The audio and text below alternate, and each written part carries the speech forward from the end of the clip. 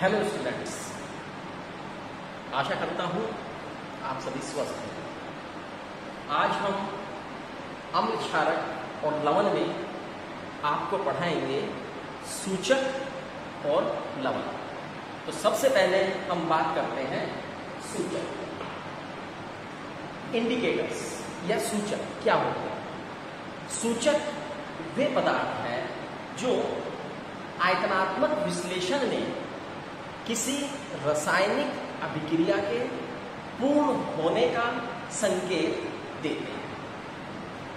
या दूसरे शब्दों में हम कहें कि सूचक वे पदार्थ हैं जो किसी आयतनात्मक विश्लेषण में उदासीन बिंदु या अंतिम बिंदु को ज्ञात करने के लिए प्रयोग में किए जाते हैं। सूचक कई प्रकार के हो सकते हैं, जैसे अम्ल क्षार सूचक। बात की है मैंने अम्ल क्षार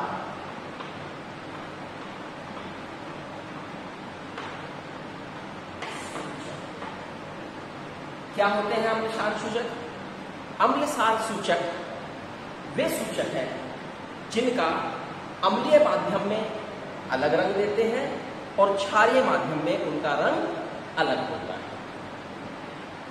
कोई भी सूचक है एक निश्चित पीएच परास के बीच में कार्य करता है। जैसे मैं बात करूं एक सूचक की फिनोल्फ्थालीन। यदि फिनोल्फ्थालीन की बात करें, फिनोल्फ्थालीन एक संश्लेषक सूचक है जिसका पीएच परास 8 से 9.8 के बीच में होता है। क्या अर्थ है इसका? इसका अर्थ यह है कि भाई फिनोल्फ्थालीन 8 पीएच से नीचे रंगहीन रहेगा और 9.8 के ऊपर वो गुलाबी रंग में हो जाएगा। इसी प्रकार से प्रत्येक सूचक का एक पीएच परास होता है। यदि हम सूचकों के वर्गीकरण की बात करें तो हम अध्ययन की सुविधा की दृष्टि से सूचकों को निम्न प्रकार से वर्गीकृत कर सकते हैं। जरा देखिएगा, नंबर 1 प्राकृतिक सूचक,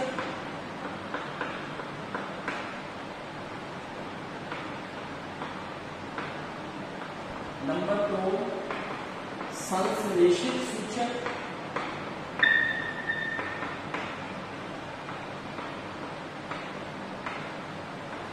नंबर 3 गंध सूचक,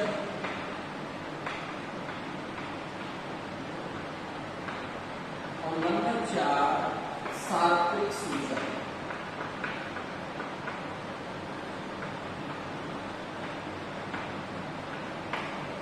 इस प्रकार से हम सूचकों को क्लासिफाई वर्गीकृत कर सकते हैं। सबसे पहले आते हैं प्राकृतिक सूचक। क्या होते हैं प्राकृतिक सूचक? प्राकृतिक सूचक वे सूचक हैं जो प्राकृतिक पदार्थों से तैयार किए जाते हैं, जैसे लिटमस। प्राकृतिक सूचक को मैंने क्या नाम दिया है? लिटमस। वास्तव में लिटमस लाइकेन नामक पौधे के रस से तैयार किया जाता है। जब ये ना अम्लीय होता है न क्षारीय होता है तो ये लिटमस बैंगनी रंग का होता है। और जैसा मैंने बताया कि सूचक वे होते हैं जो अम्लीय माध्यम में अलग रंग दे रहे हैं और क्षारीय माध्यम में अलग रंग दे रहे हैं। तो लिटमस में क्या होता है कि नीला लिटमस लाल हो जाता है अम्लीय माध्यम में, और क्षारीय माध्यम में लाल लिटमस पेपर नीले रंग का हो जाता है। तो लिटमस एक प्राकृतिक सूचक है। लाल पत्ता गोभी ये भी एक प्राकृतिक सूचक है। हल्दी, इसका उपयोग भी प्राकृतिक सूचक के रूप में किया जाता है। हाइड्रेनिया के फूल, हाइड्रेनिया के फूल,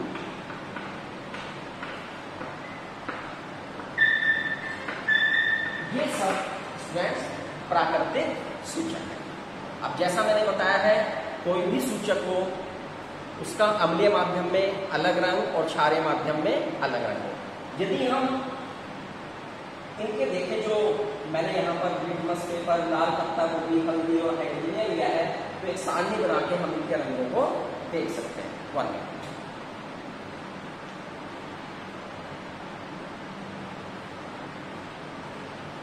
तो हम इनके रंगों को देख सकते हैं।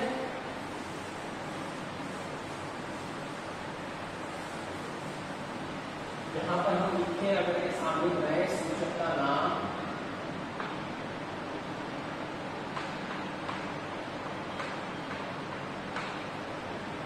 अम्लीय माध्यम में रंग,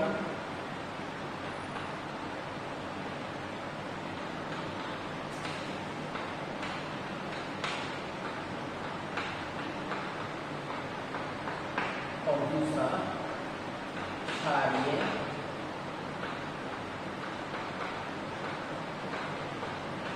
माध्यम में रंग। तो यहाँ पर क्रम संख्या, क्रम संख्या 1 सूचक है लिटमस। लिटमस पेपर अम्लीय माध्यम में रंग होता है लाल और क्षारीय माध्यम में रंग होता है नीला। दूसरा है लाल पत्ता गोभी। पत्ता गोभी आपने देखी होगी, हरे रंग की होती है प्राय, लेकिन मार्केट में स्टूडेंट्स लाल रंग की पत्ता गोभी भी आती है, कभी कभी हो जाती है। तो लाल पत्ता गोभी का रंग अम्लीय माध्यम में लाल रहता है और क्षारीय माध्यम में हो जाता है हरा। तीसरा है हल्दी, प्राकृतिक सूचक। हल्दी का अम्लीय माध्यम में रंग पीला है और क्षारीय माध्यम में इसका रंग लाल भूरा हो जाता है। हल्दी का मैं बताऊं आपको, यदि आपने देखा होगा कि आपके कपड़ों पर जब हल्दी के दाग लग जाते हैं कभी कभी खाना खाते वक्त, और आपके जब कपड़े धुलाई होते हैं तो जब उन पर साबुन लगता है तो साबुन में क्षार होता है, तो क्षारीय माध्यम में वो जो धब्बा है वो लाल भूरे रंग का हो जाता है। तो इससे हमें ज्ञात कर सकते हैं कि भाई हल्दी का जो है क्षारीय माध्यम में रंग कैसा होता है, लाल भूरा होता है। हाइड्रोजन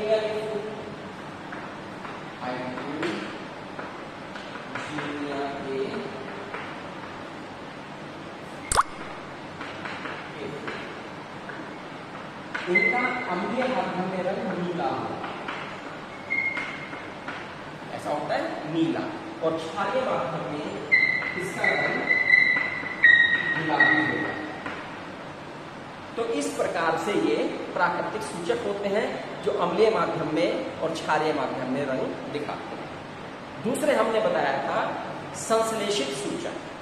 संश्लेषित सूचक वे सूचक होते हैं जो प्रयोगशाला में तैयार किए जाते हैं, प्राकृतिक नहीं होते, इन्हें हम रसायनों की सहायता से प्रयोगशाला में तैयार करते हैं। जैसे methyl orange, methyl orange,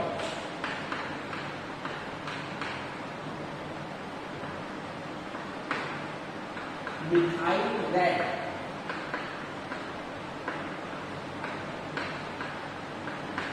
फिनाफ्थलीन,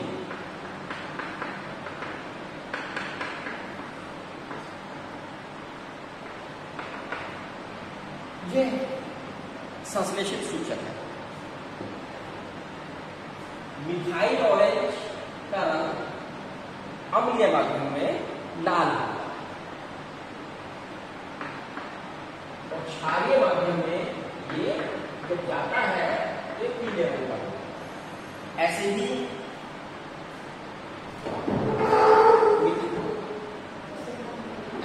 methyl red है, मिथाइल रेड लिखा है, मिथाइल रेड है ये।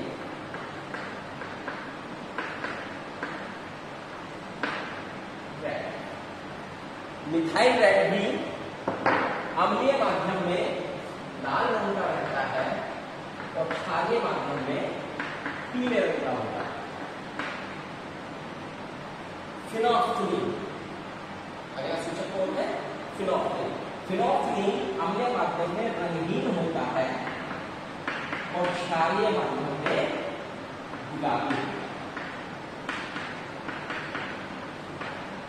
हमने आपको बताया था कि प्रत्येक जो सूचक होता है उसका एक पीएच प्रास भी होता है, जिस पीएच प्रास के भीतर वो कार्य करता है। जैसे मैंने बताया था 8 से ये 9.8। ऐसे ही मेथिल ऑरेंज 3.1 से 4.5 तक इसकी प्रास होती है, यानी 3.1 से कम है तो ये अम्लीय माध्यम के रंगों को बताता है। ठीक है, ऐसे ही मिथाइल रेड है, इसकी प्रास भी होती है 4.2 से 6.3। तो इस प्रकार से स्टूडेंट्स ये सूचक होते हैं जो हमें बताते हैं कि भाई ये अम्लीय पदार्थ है और ये क्षारीय पदार्थ। अब हम बात करेंगे गंधयुक्त सूचक की। गंधयुक्त सूचक वास्तव में गंध के द्वारा इनकी अम्लीय माध्यम में गंध अलग होती है और क्षारीय माध्यम में इनकी गंध अलग होती है। गंधयुक्त सूचक के लिए प्याज एक अच्छा उदाहरण है, लौंग का तेल या लौंग हम कह सकते हैं। गंधयुक्त सूचक का एक अच्छा उदाहरण है वेनिला, जो वेनिला एसेंस आप आइसक्रीम में खाते हैं, ये एक गंधयुक्त सूचक है। इनकी अम्लीय माध्यम में गंध अलग होगी और जब हम इन्हें क्षारीय माध्यम में ले जाएंगे तो इनकी गंध जो है बदल जाएगी। अब आते हैं हम सर्वव्यापी सूचक या सार्वत्रिक सूचक। सर्वव्यापी सूचक या सार्वत्रिक सूचक भी हम कहते हैं। क्या होते हैं ये सूचक? वास्तव में ये एक सूचक नहीं होता, ये कई सूचकों का मिश्रण होता है और कई सूचकों का मिश्रण होने से ये अलग अलग पीएच मान में अलग अलग रंग प्रदर्शित करते हैं। ठीक है, अलग पीएच मान में इनका रंग अलग होगा। कई मैंने बताया सूचकों का ये मिश्रण है, तो पीएच स्केल आपने देखा था कि हमने 0 से लेकर 14 तक बनाया हुआ है, तो सार्वत्रिक सूचक का रंग भी उसमें अलग अलग होता है। जरा देखिए क्या होता है, जरा हम इसे यहाँ पर बनाए पीएच स्केल को, पीएच स्केल 7 है तो आप यहाँ पर उदासीन, 7 के बाद 6, 5, 4, 3, 2, 1 और ये 0, 8, 9, 10, 11, 12, 13। आप जानते हैं 7 पे उदासीन होती है और ऊपर की तरफ अम्लीयता बढ़ रही है और नीचे की तरफ क्षारीयता बढ़ रही है। ये हमने आपको पीएच स्केल में पढ़ाया, बताया। अब हम देखते हैं कि सार्वत्रिक सूचक इंडिकेटर अलग अलग रंगों से, जिसे हम चार्ट एक बना होता है चार्ट, उससे मिलाकर देख लेते हैं। इसीलिए अगर हमें सूचक की पीएच ज्ञात करनी होती है तो हम उसके ऊपर थोड़ी सी सार्वत्रिक यूनिवर्सल इंडिकेटर की बूंद डालते हैं और फिर देखते हैं कि उसका रंग कैसा हुआ है। उस रंग को जो चार्ट दिया हुआ होता है उससे मिलान करते हैं और उससे हम उसकी पीएच बता देते हैं कि भाई उसकी पीएच कितनी है, 0, 1, 2, 3, 4, 5, 6, 7, 8।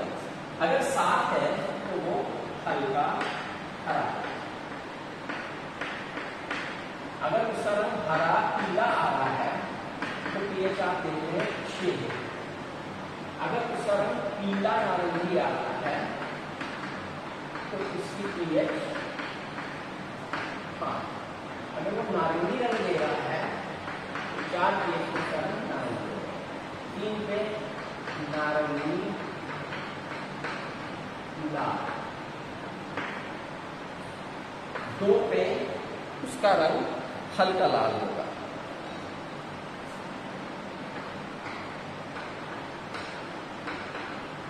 1 पे लाल हो जाएगा और यदि पीएच 0 है तो गहरा। ठीक, ऐसे ही अगर हम चले देखें पेश आगे तो हरा नीला।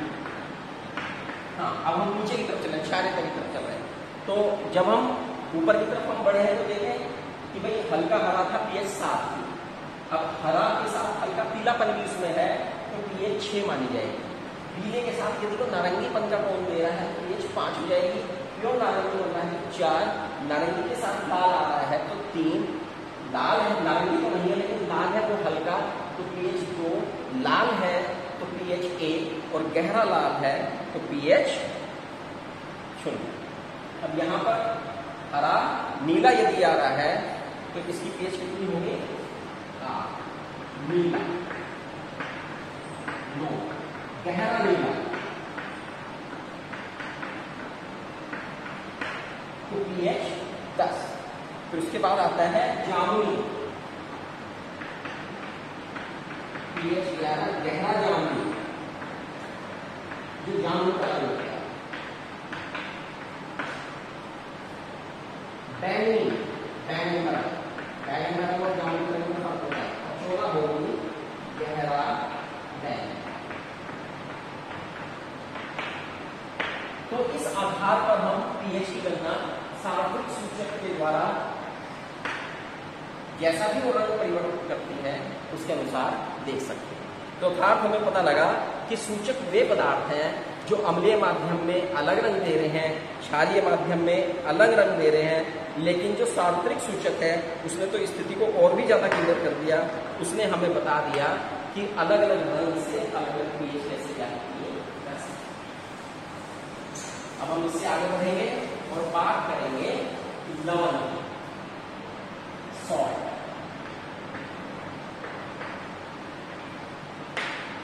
लवण के बारे में आप जान चुके हैं कि जब अम्ल और क्षार परस्पर क्रिया करते हैं और वो क्रिया करके लवण और पानी बनाते हैं। ठीक है, ये आपने लवणीकरण में पढ़ा है। तो लवण क्या होते हैं? लवण प्राय वे पदार्थ होते हैं जो H आयन व OH आयन के अलावा अन्य प्रकार के धनायन और ऋण आयन देते हैं, उन्हें हम लवण कहते हैं। जैसे नमक, NaCl एक लवण है। क्यों? क्योंकि ये सोडियम आयन और क्लोराइड ऋण आयन दे रहा है। कैल्शियम कार्बोनेट एक लवण है क्योंकि ये कैल्शियम आयन और कार्बोनेट ऋण आयन उत्पन्न कर रहा है। तो ये सारे के सारे क्या है? लवण। तो लवण H आयन और OH आयन के अतिरिक्त अन्य धन आयन या ऋण आयन उत्पन्न करते हैं। अब आता है लवण का जल अपघटन। जब हम लवण को जल में घोलते हैं तो वो जल अपघटित होकर पदार्थ देता है। जल अपघटित होने के बाद वो या तो उदासीन विलयन देगा या अम्लीय विलयन देगा या क्षारीय विलयन। इसे हम कह रहे हैं लवण का जल अपघटन।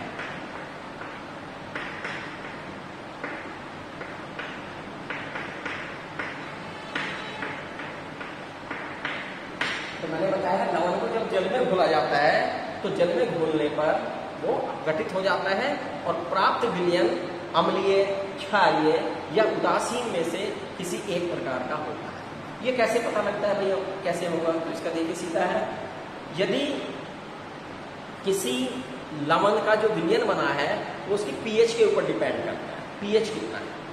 यदि उसकी विलयन का pH 7 है तो वो उदासीन होगा, 7 से कम है तो अम्लीय होगा, 7 से ज्यादा है तो वो क्षारीय होगा। अब ये कैसे पता लगे कि भाई कितना है? इसका भी एक तरीका है। यदि कोई लवण परबल अम्ल और परबल क्षार, परबल अम्ल और परबल क्षार के संयोग से बना है। मैंने बताया था लवण वे होते हैं जो अम्ल और क्षार परस्पर क्रिया करके, अम्ल और क्षार परस्पर क्रिया करके लवण बनाते हैं।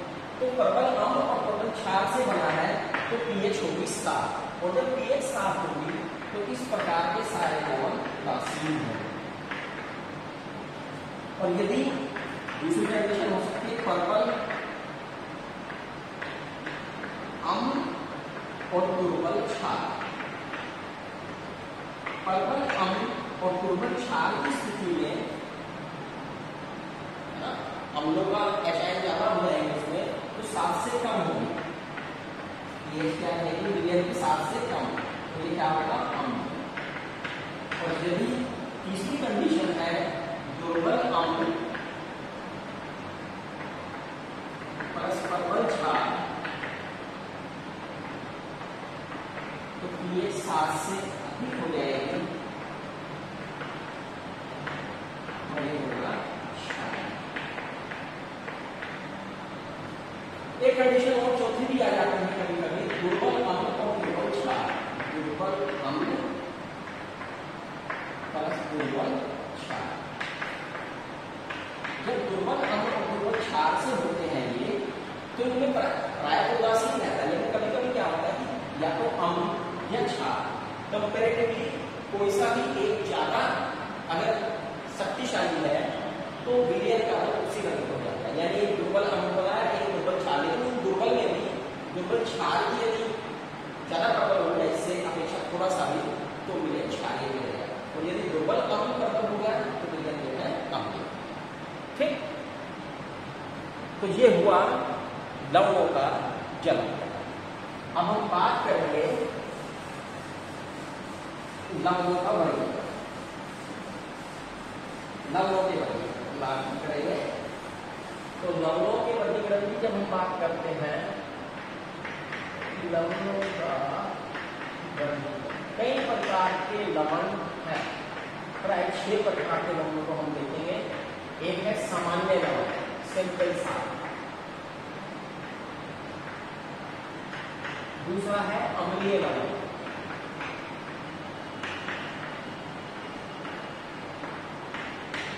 तीसरा है क्षारीय लवण। चौथा है मिश्रित लवण। पांचवा है द्वित लवण। और छठा है संकर लवण। तो ये लवणों के 6 प्रकार, सामान्य, अम्लीय, क्षारीय, मिश्रित, द्वित और संकर। देखते हैं इनमें से एक करके, कुछ करके देखते हैं। टाइम बचता है थोड़ा, तो कुछ लवणों को ले लेते हैं हम इसमें से, तो नहीं होंगे तो अगली वीडियो में डाल देंगे। लेकिन इस पर करने से पहले स्टूडेंट्स आपसे एक बात करनी है। अभी भी बहुत से स्टूडेंट्स ने चैनल को सब्सक्राइब नहीं किया, तो वो चैनल को सब्सक्राइब जरूर कर लें, नंबर 1। नंबर 2, कुछ स्टूडेंट्स अभी भी वीडियो नहीं देख पा रहे, उनकी क्या प्रॉब्लम्स हैं, क्या समस्याएं हैं, वो किसी भी माध्यम से मुझ तक पहुंचाने की कष्ट करें। और नंबर 3, आप जो भी काम है साथ के साथ उतार कर इसके नोट्स बनाते हुए चलिएगा, जिससे हमें जब भी विद्यालय हमारे खुलते हैं तो हमें अध्ययन करने में हमारे पे वर्क ऑफ लोड एकदम ज़्यादा ना हो जाए कि भाई हमें नोट्स भी बनाने हैं, याद भी करना है, समझना भी है, टेस्ट भी देने हैं, तो काफ़ी एक वर्कलोड आपके ऊपर बढ़ जाएगा। तो उसका तरीका यही है कि जो अब हमारा समय है, इस समय को हम नोट्स आदि बनाने में व्यय करें, व्यतीत करें। ठीक, तो स्टूडेंट्स, लवणों के प्रकार की बात हम कर रहे थे कि लवण 6 प्रकार के हमने आपको बताए हैं। तो सामान्य लवण क्या होता है? वे लवण जो सामान्य अम्ल और क्षार से बनते हैं, एक ही प्रकार के धनायन और ऋणायन दे देते हैं, सामान्य लवण कहलाते हैं।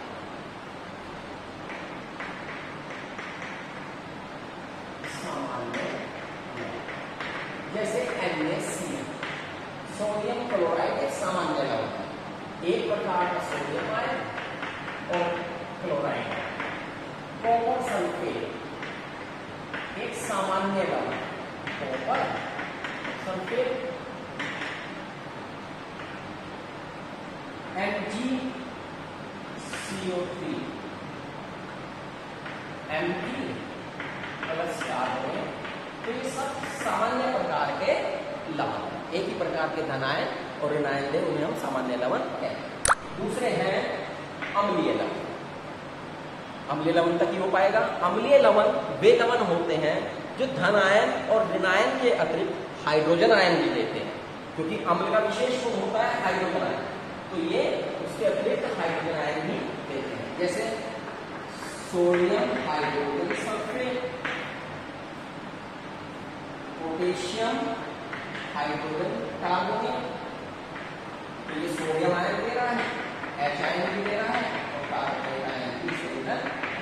ऐसे पोटेशियम आयन, हाइड्रोजन आयन और कार्बन सोडियम सल्फेट आयन और ये कार्बन। तो ये तो सामान्य लवण के हैं लक्षण, लेकिन ये जो लक्षण है इनसे अम्लीय लवण है, तो ये अम्लीय लवण है।